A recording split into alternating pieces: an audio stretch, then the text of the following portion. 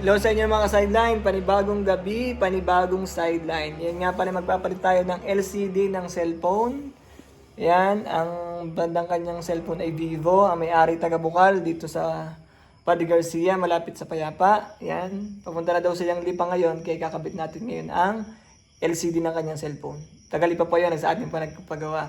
Abay talaga nagtitiwala. Ayan, sige, simulan na natin ang pagpalit ng LCD na nga. Yan, at ito nga pala pinalta natin ng LCD ng cellphone. Yan, ang brand niya ay Samsung. Yan, Samsung. Ang may-ari ay taga Rosario. Yan, sa atin nagpagawa. Since working na siya, itadas muna natin ang 1, 2, 3, 4, 5, 6, 7, 8, 9, 10. Yan. Since working na siya, okay na to. Kapalalagyan na lang natin alisin natin ang cover and papalitan natin ng tempered glass. Lalagyan natin tempered glass. Free na yan. Yan, kung interested ka magpagawa ng laptop, computer, cellphone, and printer, i-message mo lang ako para may schedule natin ng paggagawa. Bye-bye. God bless.